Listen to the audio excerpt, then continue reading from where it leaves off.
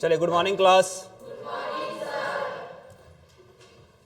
हम भारतीय इतिहास में आधुनिक भारत में धार्मिक पुनर्जागरण क्या पढ़ रहे हैं? धार्मिक पुनर्जागरण। देखिए क्या होता है धार्मिक पुनर्जागरण।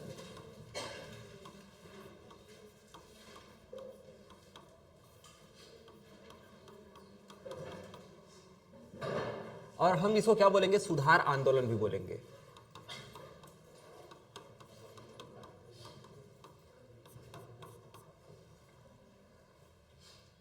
हुआ क्या था जब विदेशी कंपनी भारत में आई, है ना? जब विदेशी कंपनी भारत में आती है लगातार, जैसे सबसे पहला विदेश से जो भारत में व्यापार करने के उद्देश्य से जो कंपनी आई थी वो पुर्तगाली कंपनी थी। पुर्तगालियों के बाद डच आए, अंग्रेज आए, ऐसे ही फ्रांसीसी आए, ऐसे ही विदेश के कंपनी भारत में आते हैं व्यापार करने के लिए। लेकिन हम देखते हैं कि पुर्तगाली कंपनी पूरे भारत में अलग अलग जगहों में भारतीय संस्कृति के ऊपर अपना दबाव बनाती है और वो यहाँ के लोगों को ईसाई में कन्वर्ट करने का प्रयास करती है, और वो करती भी है ना? तो उन्होंने पुर्तगालियों ने जबरदस्ती भारतीयों को ईसाई बनाने का प्रयास किया।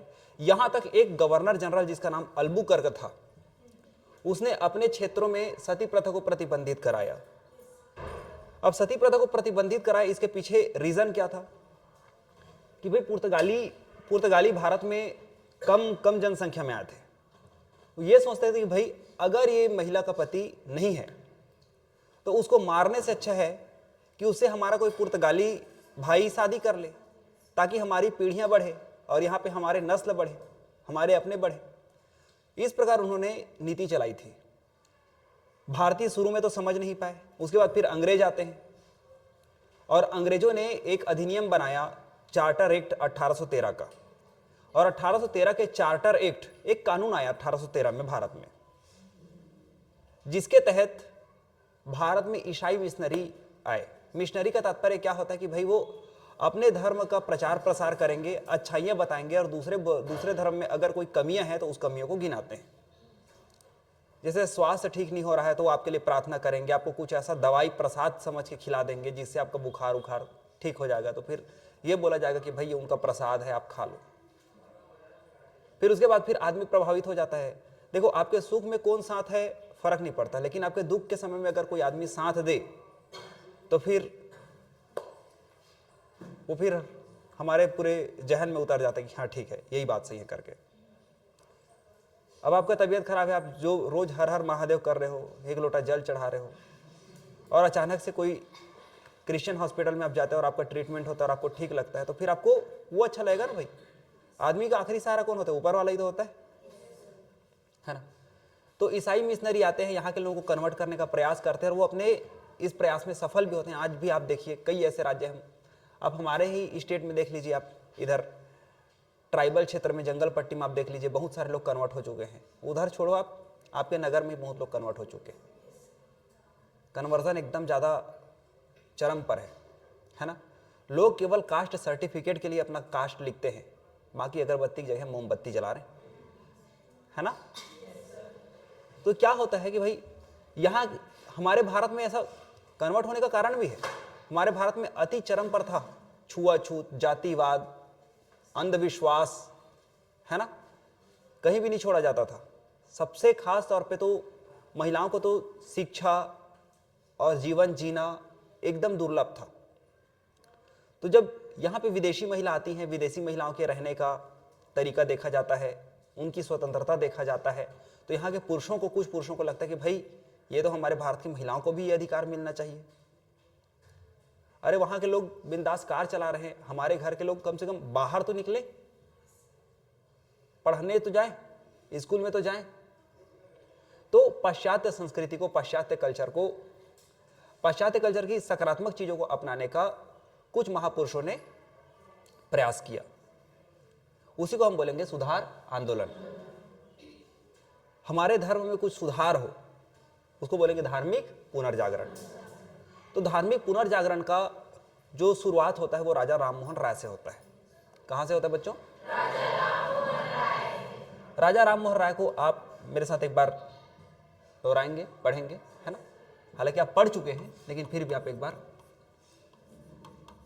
क्योंकि यहां से प्रश्न आएगा। राजा आप एक चीज याद रखिए, आप ब्रह्म समाज पढ़िए, आप आर्य समाज पढ़िए, आप रामकृष्ण मिशन पढ़िए, यहां से प्रश्न बनता है। ठीक है, इनका दर्शन क्या था? दर्शन का मतलब होता है कि ये समाज को किस नजरिए से देखते हैं, ये होता है दर्शन। राजा राम मोहन राय बंगाल के ब्राह्मण परिवार में राम मोहन राय का जन्म हुआ था। ठीक है, 15 साल की उम्र में ही इन्होंने बहुत सारी भाषाओं को सीख लिया था, हिब्रू, जर्मनी, फारसी, फ्रांसीसी, अंग्रेजी, है ना। अब बंगाल के थे तो बंगाली तो आना ही है, भारत में रह रहे तो हिंदी आना ही है ना। साथ ही साथ इनका उर्दू में भी अच्छा खासा पकड़ था। 15 साल की उम्र में ही इन्होंने मूर्ति पूजा का खंडन करना शुरू कर दिया। और इनको, अच्छा, इनके उपनाम के बारे में हम पहले देख लेते हैं, इनको क्या कहा जाता है। ठीक है, भारतीय पुनर्जागरण के पिता। क्या कहा जाता है बच्चों? पुनर्जागरण के पिता। सुधार आंदोलन के अग्रदूत। सुधार आंदोलन के अग्रदूत।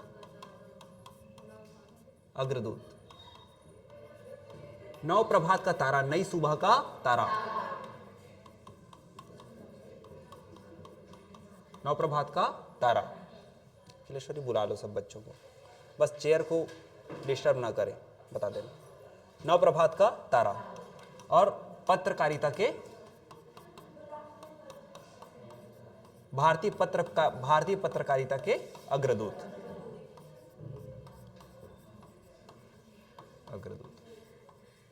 अब इन्होंने कौन कौन सा पत्रिका निकाला? तो सबसे पहले इनके पत्रिका का नाम है मीरा तोहफत उल मोहिदीन। तोहफत उल मोहिदीन।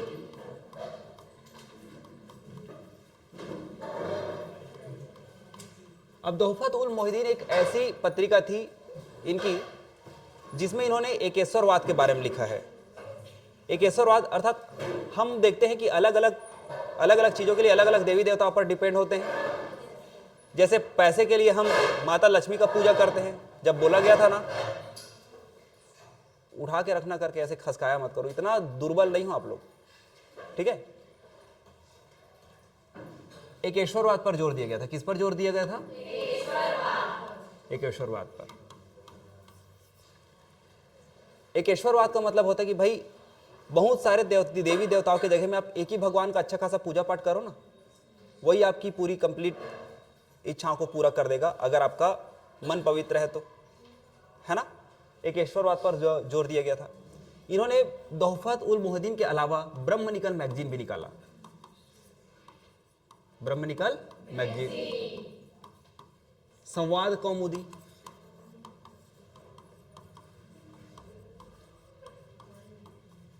और क्या? मिरातुल अखबार। मिरातुल अखबार।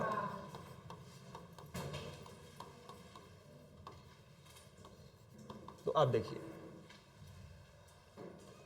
राजा राम मोहन राय के प्रयास से ही, राजा राम मोहन राय के समकालीन ब्रिटिश गवर्नर जनरल थे लॉर्ड विलियम बेंटिक। कौन थे? Lord William Bentinck. तो लॉर्ड विलियम बेंटिक जो थे, ये इस समय गवर्नर जनरल थे। लॉर्ड विलियम बेंटिक के साथ मिलकर, अच्छा, राजा राम मोहन राय के परिवार में घटना घटी थी। इनकी जो भाभी है, इनके बड़े भैया खत्म हो चुके थे। अब इनकी भाभी को ले जाया जा रहा था। बहुत सारे ऐसे समाज के लोग आए और इनकी भाभी को ऐसे ले जा रहे हैं। अब ले जा क्यों रहे? उसके भाई का चिता जलना था और उस आग के ऊपर इनको बैठाना था, जिसको सती प्रथा बोलते हैं। इनकी भाभी जीना चाहती थी, इनकी भाभी रो रही थी, तड़प रही थी, लेकिन सती प्रथा इतनी बड़ी कुप्रथा कि भाई अब आदमी अपना मौत मरा है तो उसमें औरत की उससे शादी करके जाने वाली की क्या गलती थी? तो उसको ले जा रहे थे। फिर वो बेचारी अचेत रो रो के उसका बुरा हाल था। राजा राम मोहन राय ने लड़ा भिड़ा, फिर राजा राम मोहन राय को उनके ही घर में बंद कर दिया जाता है कि तुम इसका विरोध मत करो, ये हमारी प्रथा है करके। तो फिर राजा राम मोहन राय का मन एकदम फट गया कि भाई इतनी बड़ी सजा क्यों मिल रही है एक बेगुनाह को? उसके कारण थोड़ी ना मरा है, जो भी मरने वाला है वो गया, जो जी रहा है उसको स्वतंत्रता पूर्वक जीने दिया जाए। तो ऐसा नहीं होता था। अब औरत नहीं जाना चाहती थी, चीता में नहीं बैठना चाहती थी, उसको जबरदस्ती नशीले पदार्थ खिलाकर बैठाया जाता था। तो इस प्रकार की कुप्रथा को बंद करने के लिए राजा राम मोहन राय ने पत्रिकाओं में लिखना शुरू किया। इनको घर से निकाल दिया गया, पूरे गांव वाले इनसे बात नहीं करते थे, तो भी इनको कोई फर्क नहीं पड़ा। इन्होंने ठान लिया था कि भाई मैं बंगाल में धार्मिक पुनर्जागरण करके ही रहूंगा। लॉर्ड विलियम बेंटिक से इन्होंने मेल किया। उसके बाद फिर लॉर्ड विलियम बेंटिक को इनका प्रस्ताव अच्छा लगा, तो 1829 में बंगाल के क्षेत्र में सती प्रथा पर प्रतिबंध लगा। सती प्रथा पर प्रतिबंध, बैन, सती प्रथा प्रतिबंध हो गया। इसके बाद फिर अगले ही वर्ष मद्रास में, बंबई में, बाकी अदर जगह में सती प्रथा पर प्रतिबंध लगा। ऐसे ही बहुत सारे कार्य किए इन्होंने। 1815 में एक संगोष्ठी रखी, है ना। इन पर वेदों का भी प्रभाव था और ईसाई धर्म का भी प्रभाव था। राजा राम मोहन राय पाश्चात्य शिक्षा से प्रभावित थे। पाश्चात्य शिक्षा का मतलब होगा बेटा, आज हम रह रहे हैं भारत में, पूरे वर्ल्ड के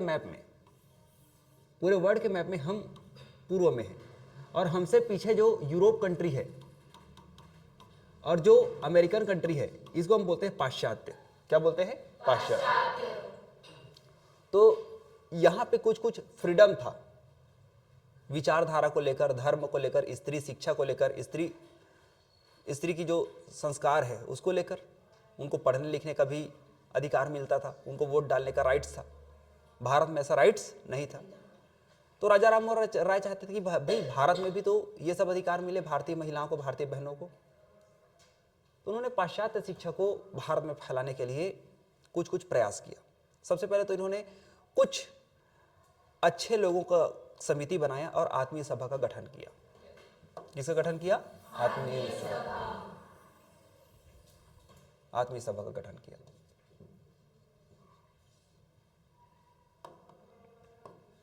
सन 1815 वो समय है जब आत्मीय सभा का गठन होता है। फिर उसके बाद फिर वेदांत सोसाइटी का गठन होता है। किसका गठन होता है? सोसाइटी का। उसके बाद फिर उन्होंने एजुकेशनल संस्थान भी ओपन करवाया, जैसे कलकत्ता में हिंदू कॉलेज, हिंदू कॉलेज। फिर उसके बाद हिंदू कॉलेज का जो स्थापना करवाया था, किसकी सहायता से करवाया था? एक डच व्यक्ति है जिसका नाम है डेविड हेयर। ये हिंदू कॉलेज कलकत्ता में बन रहा है, और कलकत्ता में बन रहा है डेविड हेयर की सहायता से। किसकी सहायता से? डेविड हेयर की सहायता से। ऐसे ही इन्होंने वेदांत कॉलेज की भी स्थापना की थी।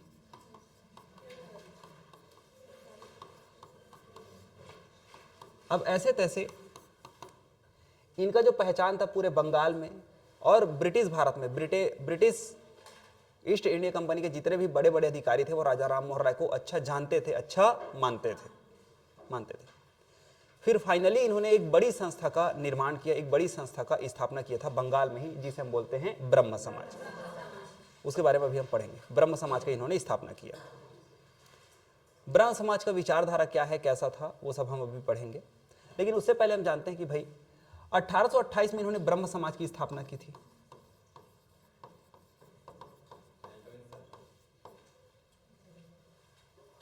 जब 1818 में ब्रह्म समाज की स्थापना की थी तो इनका दर्शन क्या था मैं आपको बता देता हूं। मूर्ति पूजा का खंडन करते थे, अंधविश्वास का खंडन करते थे, छुआछूत का खंडन करते थे, जाति प्रथा का खंडन करते थे। इन सारी कुरीतियों को भारत से हटाने के लिए, दूर भगाने के लिए इन्होंने ब्रह्म समाज की स्थापना की थी। यहां पे वेदों की अच्छी बातों पर चर्चा होता था। किस पर चर्चा होता था?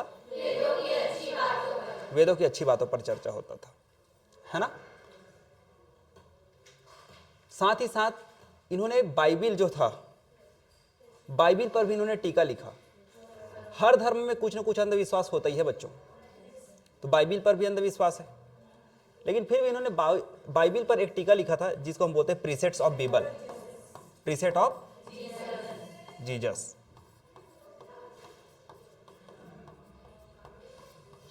यहां पे बाइबिल की अंधविश्वासों को छोड़कर जितनी भी सकारात्मक बातें हैं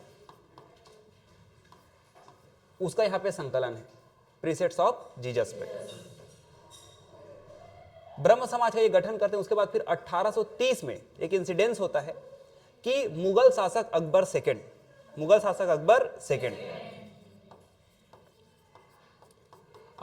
जो होते हैं ये राजा राम मोहन राय से मिलते हैं। राम मोहन राय पहले इनका नाम था। राजा की उपाधि देने वाले व्यक्ति हैं अकबर द्वितीय। राम मोहन राय को राजा की उपाधि देते हैं। राम मोहन राय को राजा की उपाधि देते हैं अकबर द्वितीय। फिर राजा राम मोहन राय को बोला जाता है कि भाई मेरे पेमेंट के लिए आप बात कर रहे हैं, आप ब्रिटेन जाएं। ब्रिटिश ईस्ट इंडिया कंपनी मेरे पेंशन को कम कर दी है और साथ ही साथ मेरे साथ कुछ कुछ अन्याय हो रहा है, मेरे कुछ जगहों के साथ अन्याय हो रहा है जिस पर मेरा अधिकार है। आज ब्रिटिश ईस्ट इंडिया कंपनी उसको अपना मान रही है, अपना समझ रही है। तो हमारे परिवार का और जीवन यापन थोड़ा सा मुश्किल पड़ चुका है। तो राजा राम मोहन राय इनका बात रखने के लिए ब्रिटेन जाते हैं सन 1830 में। लेकिन 1833 में इनका स्वास्थ्य खराब हो जाता है और ब्रिटेन के ब्रिस्टल में इनका निधन हो जाता है। तो ये 1830 को अकबर द्वितीय मुगल शासक के बारे में इनका पक्ष रखने के लिए, अकबर द्वितीय का पक्ष रखने के लिए ब्रिटेन जाते हैं। 1833 में इनका निधन हो जाता है। तो सुधार आंदोलन के पहले प्रणेता रहे राजा राम मोहन राय। अब बात कर लेते हैं ब्रह्म समाज के बारे में। ब्रह्म समाज इसका गठन होता है बंगाल में और जो सन रहा बच्चे वो रहा 20 अगस्त 1828। इसकी संगोष्ठी प्रत्येक शनिवार को होती थी। इसकी संगोष्ठी कब होती थी? प्रत्येक शनिवार, है ना। मतलब हम इसको बैठक लिख सकते हैं। क्या लिख सकते हैं? बैठक। देखो और तो होगा लेकिन अनिवार्य रूप से कब होता है? प्रत्येक शनिवार। ब्रह्म समाज में वही कि हम वेदों से अच्छी चीजें सीख सकते हैं, है ना। आर्य समाज में हम वेद के बारे में पढ़ेंगे और जितने भी धर्म ग्रंथ है सभी धर्मों पर चर्चा होगा। ईसाई धर्म पर भी चर्चा होगा, उसकी क्या खासियत है उस पर भी चर्चा होगा। और साथ ही साथ हम अपने समाज में कैसे सुधार ला सकते हैं। सती प्रथा जैसी और बहुत सारी कुरीतियां थी, लड़कियों को थोड़ा सा फ्रीडम कैसे हम दिला सकते हैं, इन सारी की सारी चीज़ों पर बात होता था। अंधविश्वास को हम कैसे दूर कर सकते थे, इस पर भी पूरा बात होता था। यहाँ पे भी स्त्री शिक्षा, स्त्री कल्याण पर ध्यान दिया जाता था। अंधविश्वास को दूर करने का बात होता था। जब हम ये देखते हैं कि इसका संस्थापक राजा राम मोहन राय है। इनके संस्थापक कौन है? राजा राम मोहन राय। राजा राम मोहन राय 1830 में ब्रिटेन चले जाते हैं। उस समय ब्रह्म समाज का बागडोर किसने संभाला, ये प्रश्न आता है। तो जब 1830 से लेकर 1833 तक जब राजा राम मोहन राय ब्रिटेन में है तो फिर ब्रह्म समाज के संचालक रहे रामचंद्र बीघा बागीज। कौन रहे बच्चों? रामचंद्र बीघा बागीज। उसके बाद फिर ब्रह्म समाज के प्रमुख प्राचार्य बनते हैं द्वारिकानाथ टैगोर। कौन बनते हैं? 1833 से द्वारिकानाथ टैगोर। फिर द्वारिकानाथ टैगोर अब इन्होंने एक युवा व्यक्ति को, मतलब थोड़े से, एकदम तो युवा नहीं बोल सकते, थोड़े और सबल व्यक्ति को जो इसका प्रचार प्रसार कर सके, तो इन्होंने देवेंद्रनाथ टैगोर के हाथ में ब्रह्म समाज का बागडोर दिया। ठीक है, अभी मत लिखो बेटा, ये नोट्स मिल जाएगा आपको। इसके बाद फिर देवेंद्रनाथ टैगोर को बागडोर दिया। अब देवेंद्रनाथ टैगोर इन्होंने समाज सुधार हेतु पहले ही एक सभा का गठन किया था जिसको बोलते हैं तत्वबोधिनी सभा। देवेंद्रनाथ टैगोर के बारे में अगर आपको पूछा जाए कि देवेंद्रनाथ टैगोर ब्रह्म समाज में जुड़ने से पहले किस सभा से जुड़े थे, तो तत्वबोधिनी सभा।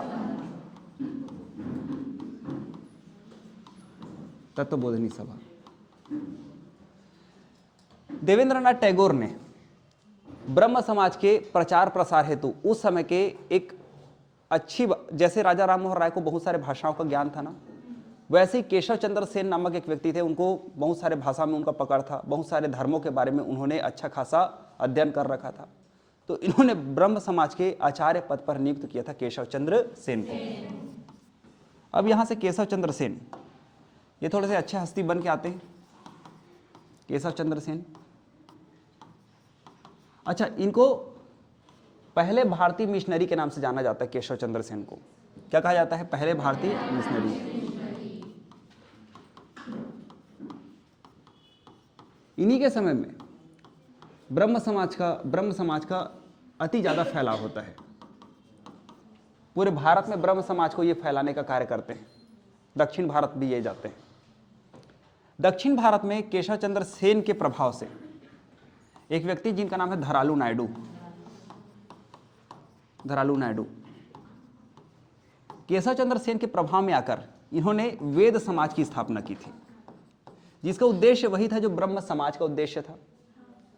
पाश्चात्य संस्कृति को अपनाना, अंधविश्वास को दूर करना, मूर्ति पूजा, छुआछूत को दूर करना, स्त्री शिक्षा, स्त्री स्वतंत्रता पर बल देना, वेद समाज। इसको दक्षिण भारत का ब्रह्म समाज कहा जाता है। इसे क्या कहा जाता है? दक्षिण भारत का ब्रह्म समाज। दक्षिण भारत का ब्रह्म समाज कहा जाता है। वेद समाज के संस्थापक है धरालू नायडू। इन पर प्रभाव हुआ केशव चंद्र सेन का। लेकिन केशव चंद्र सेन के समय में जैसे ही ब्रह्म समाज लोकप्रिय होता है, साथ ही साथ एक कमी दिखाई ये देती है कि भाई केशव चंद्र सेन कुछ ज्यादा ही उदारवाद थे। इनकी उदारवादी तो चरम पर थी। इनका उदारवादी विचारधारा क्या था? यहां पे बोला गया था कि अंधविश्वास को दूर करना है, लेकिन ऐसे ऐसे ग्रंथ का प्रचार करते थे, हर धर्म के ऐसे ऐसे पूरा ही पढ़ देते थे, पूरा ही लेक्चर दे देते थे। मतलब इनके जो व्याख्यान है उसमें अंधविश्वास भी नजर आता था। ज्यादा ही उदारवाद हो गए थे। हर धर्म के हर चीज को ये सही बताते थे, जबकि इनको बोला गया था कि भाई जो गलत है वो गलत है, चाहे किसी भी धर्म का रहे, चाहे वो हमारे धर्म का रहे, चाहे किसी भी धर्म का रहे। तो उदारवादी चरण में इन्होंने कुरान का भी पाठानुष्ठान कर दिया, बाइबिल का भी, वेद का भी, मतलब किसी चीज को नहीं छोड़ा, ना जैन धर्मों को, ना बौद्ध धर्म के ग्रंथों को, सभी धर्मों का प्रचार प्रसार शुरू कर दिया। और उसके बाद फिर इनसे एक भीड़ जुड़ने लग गई। हर धर्मों को इनकी बातें अच्छा लगना शुरू हो गया। ब्रह्म समाज का जो रूप है एकदम विशाल हो गया। लेकिन ये अपने विचारधारा से हट चुके थे। फिर देवेंद्रनाथ टैगोर बोलते कि भाई आपको जो कार्य दिया गया था आप उसको छोड़ के बाकी कार्य को कर रहे हैं। भले आदमी कम जुड़े लेकिन अपने मार्ग पर तो रहे। तो फिर देवेंद्रनाथ टैगोर ने केशव चंद्र सेन को आचार्य पद से हटा दिया। तब तक केशव चंद्र सेन एक अच्छे पहचान वाले व्यक्ति बन चुके थे। इन्होंने पुराने ब्रह्म समाज से, जो ओरिजिनल ब्रह्म समाज है, जिसको हम पुराना ब्रह्म समाज को आदि ब्रह्म समाज भी कह सकते हैं। क्या कह सकते हैं? आदि ब्रह्म समाज से अपने आप को अलग कर दिया। देवेंद्रनाथ टैगोर ने इनको आचार्य पद से हटाया था। फिर ये बोले कि ठीक है, कोई दिक्कत नहीं है, हम अपना खुद का एक संस्था बना लेंगे। और उसके बाद फिर पहली बार सन 1865 में पहली बार फूट पड़ता है ब्रह्म समाज में जी। और पुराने ब्रह्म समाज से, आदि ब्रह्म समाज से अलग होकर केशव चंद्र सेन ने भारतीय ब्रह्म समाज का गठन किया था। कौन से ब्रह्म समाज का गठन किया था? भारतीय ब्रह्म समाज का गठन किया केशव चंद्र सेन ने। किन्होंने किया? केशव चंद्र सेन। फिर उसके बाद फिर देखा गया कि अचानक से इनकी जो 13 साल की बेटी है, 13 साल की बेटी है इनकी। देखो, देवेंद्रनाथ टैगोर पहले ही समझ चुके थे कि ये आदमी का विचार बदल रहा है। इस कारण इन्होंने ब्रह्म समाज से इनको निष्कासित कर दिया था। खुद बोलते थे कि भाई बाल विवाह नहीं करना है। और इन्हीं की बेटी है 13 साल की, उसके लिए पश्चिम बंगाल में कूच बिहार एक क्षेत्र पड़ता है। कूच बिहार के एक राजा का रिश्ता आता है, अपनी बेटी का शादी उस राजा से कर देता है। बड़ा रिश्ता आया तो फिर ऐसे रिश्ते को हाथ से न जाने दे। दूसरे को ज्ञान दे रहा है कि भाई बाल विवाह मत कर, और खुद की बेटी का बाल विवाह करवा दिया। तो फिर कुछ अच्छे लोग, कुछ पढ़े लिखे लोग इनसे नाराज हो गए। फिर उसके बाद फिर जब यहाँ ब्रह्म समाज के कुछ लोग, जब भारतीय ब्रह्म समाज से कुछ लोग जब इनसे नाराज हुए, तो फिर से दूसरा फूट पड़ गया, फिर से दूसरा फूट पड़ता है। और ये जो दूसरा फूट है, ये कौन से सन में पड़ा बच्चों? 1878। इस समय साधारण ब्रह्म समाज का गठन होता है। किसका गठन होता है? साधारण ब्रह्म समाज का। और साधारण ब्रह्म समाज के संस्थापक हैं आनंद मोहन बोस। संस्थापक कौन है? आनंद मोहन बोस। इस समय तक हम ये देखते हैं कि और भी कुछ संस्थाएं हैं, जैसे आर्य समाज हो गया, प्रार्थना समाज हो गया, इनका विकास हो चुका था और ये भी समाज सुधार में लीन हो चुके थे। ठीक है। लेकिन ब्रह्म समाज एक पहला ऐसा समाज देखने को मिला किसी भारतीय द्वारा स्थापित किया हुआ, जिन्होंने भारत में बहुत सारा सुधार करने का कार्य किया। सबसे बड़ा सुधार क्या है? सती प्रथा। बाल विवाह पर प्रतिबंध लगाने के लिए भी इन्होंने बहुत प्रयास किया था। बाद में हम देखेंगे बाल विवाह के लिए और विधवा विवाह के लिए सबसे ज़्यादा लड़ाई लड़ते हैं महादेव गोविंद रनाडे, जो कि प्रार्थना समाज से जाके जुड़ेंगे। क्लियर है? चलो, तो इसको ब्रह्म समाज को यहां तक रखते हैं। जैसे ही आर्य समाज का हम बात करते हैं, तो इनके जो संस्थापक हैं आर्य समाज के, वे हैं दयानंद सरस्वती। पहले दयानंद सरस्वती के बारे में पूरा कॉन्सेप्ट समझते हैं। दयानंद सरस्वती जी, इनका जो बचपन का नाम है यह है मूल शंकर। सबसे पहला प्रश्न बनता है कि दयानंद सरस्वती के बचपन का नाम क्या है? मूल शंकर। मूल शंकर। तो स्वामी संपूर्णानंद के सानिध्य में जब ये आते हैं, जब ये घर से निकलते हैं कि भाई मेरे को भारतीय समाज में कुछ बदलाव करना है, तो सबसे पहले इनके गुरु बनते हैं स्वामी संपूर्णानंद। तो स्वामी संपूर्णानंद ने मूल शंकर को ही दयानंद की उपाधि दी। तब से इन्होंने अपना नाम क्या रख लिया? स्वामी दयानंद।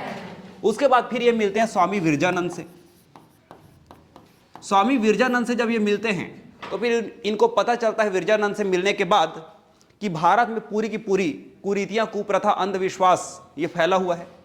तो फिर ये बोलते हैं कि भाई क्या ये हमारे हिंदू धर्म ग्रंथ में ये सारी चीजें, ये सारी बुराइयां लिखी हुई हैं, निहित हैं? तो फिर स्वामी विरजानंद बताते कि ना, हमारे वेदों में वर्ण व्यवस्था तो है, लेकिन जाति प्रथा, छुआछूत, इस प्रकार का कोई भी कार्य के बारे में वर्णन नहीं है। फिर उसके बाद फिर ये बोलते कि भाई वर्ण व्यवस्था है, ये कैसा है? तो फिर मैं आपको ले चलता हूं ऋग्वेद के पास। तो ऋग्वेद में, जैसे आप बात करते हैं वेदों में, तो वेदों में सबसे जो पहला वेद है वो है ऋग्वेद। ऋग्वेद का रचना का एक पूरा काल है। पूरा ऋग्वेद जिस समय में बना हुआ है उसका एक काल है। सन 1500 ईसा पूर्व से लेकर 1000 ईसा पूर्व तक का हम ऋग्वेद काल बोलते हैं। इन 500 सालों में एक वेद को संकलन किया गया था। ये एक श्रुति ग्रंथ है। वेद जो है बच्चों, ये श्रुति ग्रंथ है। श्रुति ग्रंथ का तात्पर्य होता है कि अलग अलग जगह से सुनकर एक जगह उसको संकलित किया गया है, लिखा गया है। कई ऐसे आपके जो घर में जो देखना, नाना नानी, दादा दादी, जो कि ज़्यादा पढ़े लिखे तो हैं, लेकिन उतने ज़्यादा पढ़े लिखे नहीं होंगे, लेकिन उनके पास जो नॉलेज है वो बहुत ज़्यादा है। उन्होंने भले रामायण, महाभारत, गीता नहीं पढ़ा होगा, लेकिन आज हम लोग पढ़ रहे हैं, हमको उतना श्लोक नहीं मालूम है जितना श्लोक उनको मालूम है, क्योंकि उन्होंने सीखा है। आज वो दिन भर शिव पुराण सुन लेते हैं, दिन भर रामायण भागवत सुन लेते हैं, तो हमसे ज़्यादा नॉलेज उनके पास है कि नहीं? तो वैसा ही ये श्रुति ग्रंथ है। अलग अलग जगहों में अलग अलग, उस समय जीवन 4 भागों में बटा होता था। शुरू का 25 साल शिक्षा ग्रहण करने का, उसके बाद फिर 25 साल होता था गृहस्थ जीवन को, उसके बाद फिर 25 साल होता था वानप्रस्थ का, उसके बाद फिर 25 साल होता था संन्यास का, जिसको जीवन के 4 आश्रम कहा जाता है। इसी प्रकार वर्ण व्यवस्था हमको देखने को मिलता है ऋग्वेद में। ऋग्वेद में टोटल 10 मंडल हैं, 10 अध्याय हैं। कितने अध्याय? 10, जिसको मंडल बोला गया है। जैसे संविधान में भाग बोला गया है, वैसे ऋग्वेद में 10 मंडल है। तो इसी ऋग्वेद के 10वें मंडल में वर्ण व्यवस्था का वर्णन है, जिसमें एक विराट पुरुष ऐसे सोया है। इसके मुख से एक व्यक्ति निकल रहा है, और इसके मुख से जिसका जन्म होता है ये होता है ब्राह्मण। इसका काम होता है शिक्षा प्रदान करना, पूजा पाठ संपन्न कराना। उसके बाद फिर इसकी भुजा से इसकी भुजा से एक व्यक्ति निकलता है जिसका नाम है, भुजा का मतलब जो अपने बाहुबल से देश की सुरक्षा करे। तो जो भी व्यक्ति वो किसी के घर में पैदा हो, अगर वो क्षेत्र की सुरक्षा कर रहा है, राज्य की सुरक्षा कर रहा है, तो वो कहलाएगा क्षत्रिय। क्षत्रिय। इसके बाद फिर अगले आते हैं वैश्य। अगले क्या आते हैं? वैश्य। तो अब देखो, वैश्य एवं शूद्र, जो सुरक्षा करे वो क्या होगा? शूद्र होगा। तो जो व्यापार करेगा, जो कमाएगा खिलाएगा, वो वैश्य होगा। और जो सुरक्षा का, जो सेवा करेगा इनका, भाई ये दिन भर काम कर रहा है तो इसकी सेवा करना जरूरी है, इसके घर में सेवा करना जरूरी है, इधर उधर जाके व्यापार कर रहा है, इसके घर में जाकर खाना वाना बनाना भी जरूरी है। उसके बाद फिर क्षत्रिय की भी सुरक्षा करना जरूरी है, वो तो देश की सुरक्षा कर रहा है, उसकी भी सुरक्षा होनी चाहिए, इसकी भी सुरक्षा करना, ये पढ़ा रहा है तो इसके घर में भी काम दाम होना चाहिए। तो जो सबकी सेवा करेगा वो क्या होगा? शूद्र होगा। काम के आधार पे बटा हुआ था बेटा, हमारा समाज किस आधार पे बटा हुआ था? काम के आधार पर। एक परिवार में अगर कोई टीचर है तो ब्राह्मण वर्ग में आता था, कोई आर्मी में है, कोई सेना में भर्ती हो गया तो वो क्षत्रिय वर्ग में आता था, वहीं पे कोई व्यापारी है तो वैश्य में आ जाता था, वहीं पे जो किसी और के घर में जाकर सेवा दे रहा है, ठीक है, वैश्य के घर में उसका हिसाब किताब कर रहा है, फिर झाड़ू पोछा कर रहा है, तो वो शूद्र में आता था। तो उस समय ऐसा नहीं है कि जो शूद्र के घर में पैदा हुआ तो शूद्र है, ब्राह्मण के घर में पैदा हुआ तो ब्राह्मण है, ऐसा नहीं। ये ऐसे जन्मजात वाली सिस्टम नहीं थी, ये कर्म वाली सिस्टम थी। इस कारण दयानंद सरस्वती का जो विचार था, मैं पूरे के पूरे वेदों के ज्ञान को पूरे भारत में फैलाऊंगा।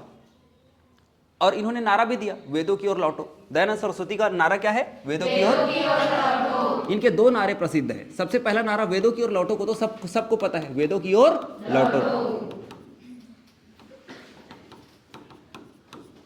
इन्होंने आगरा में इन्होंने ध्वज फहराया था, पाखंड खंडनी पताका। इन्होंने आगरा में एक फ्लैग फैलाया कि भाई ये जितने भी समाज में पाखंड है ना, हम उसके खिलाफ आज आगाज करते हैं, उसको समाप्त करते हैं करके पाखंड खंडनी पताका फहराया था आगरा में। इनका दूसरा नारा फेमस है बच्चों, कि दूसरे के अच्छे से अच्छे शासन से अपना बुरा सा बुरा शासन अच्छा है। इनका नारा क्या है? दूसरे के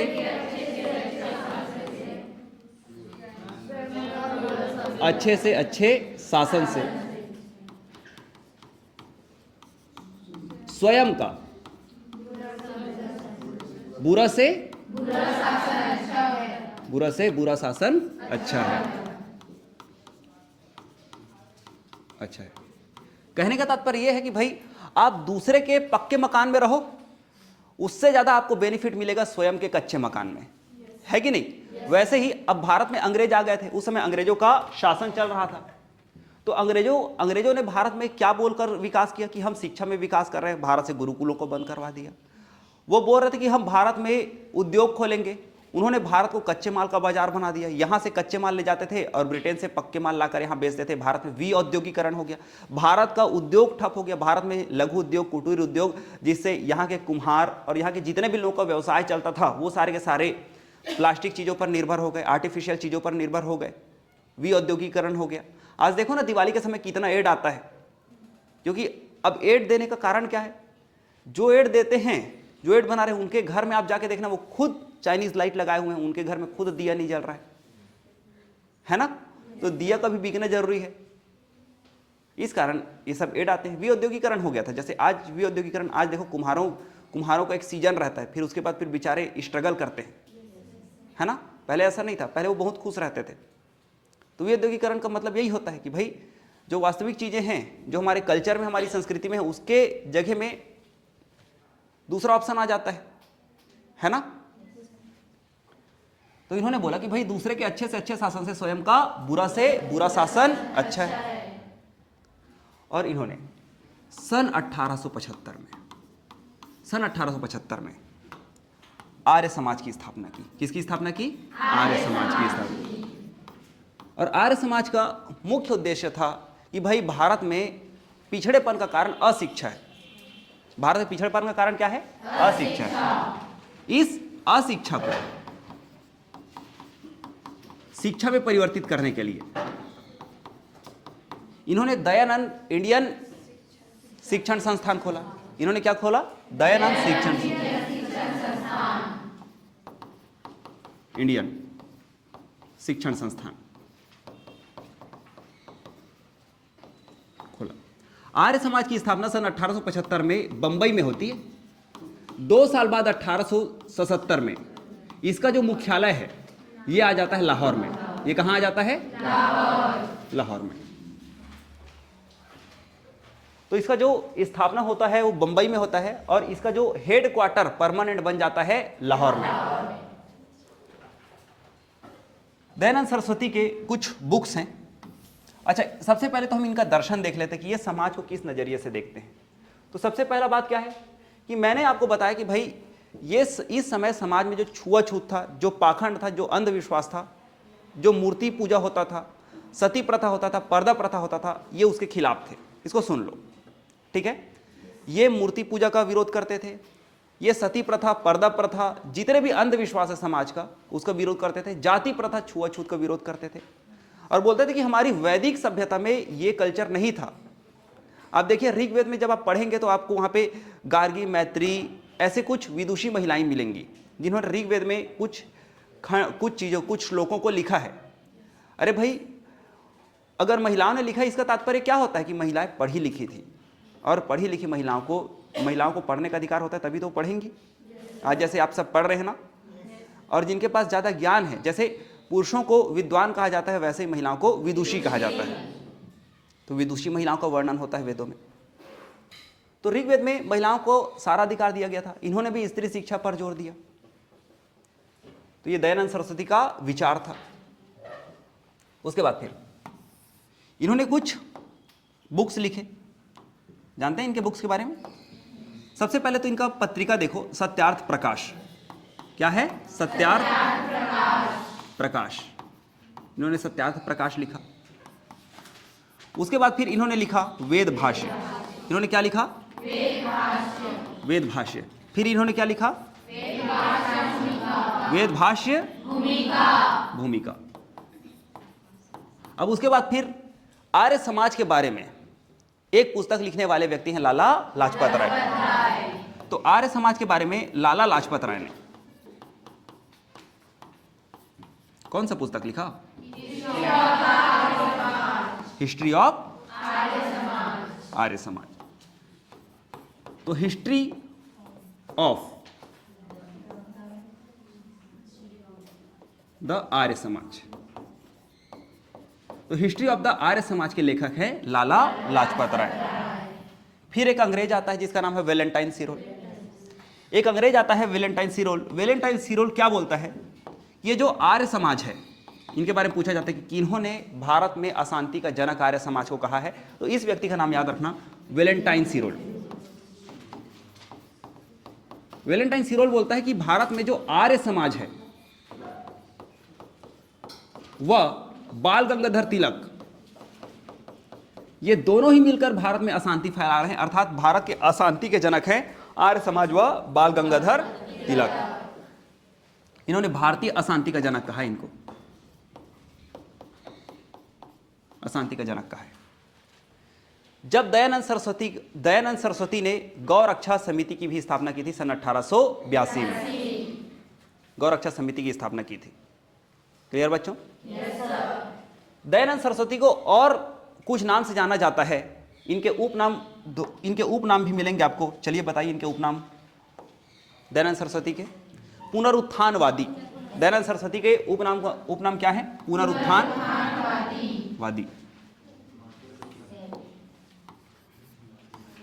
पुनरुत्थानवादी।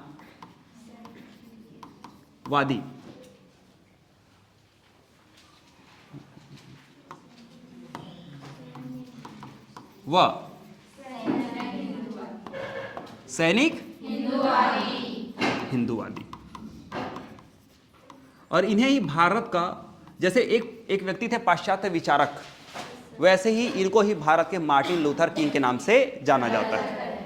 तो ये रहा आर्य समाज के बारे में। आर्य समाज में सबसे बड़ा जो योगदान रहा, वेदों की ओर लौटो, वैदिक सभ्यता की ओर लौटो, अशिक्षा को दूर करो और जितने भी समाज में अंधविश्वास है उसको मिटाओ और वेदों की ओर लौटो। और सबसे पहले स्वराज शब्द दिया था दयानंद सरस्वती ने। अपने देश में अपना राज होना चाहिए, दूसरे का राज नहीं होना चाहिए। सबसे पहला जो स्वराज शब्द दिया है, स्वराज की बात की गई है, वो दयानंद सरस्वती के द्वारा की गई है। जब दयानंद सरस्वती जी का निधन हो जाता है, उसके बाद फिर लाला हंसराज व स्वामी श्रद्धानंद में शिक्षण संस्थान को लेकर मतभेद होता है। तो लाला जो हंसराज रहते हैं वो पाश्चात्य शिक्षा, अंग्रेजी शिक्षा पर जोर देते हैं।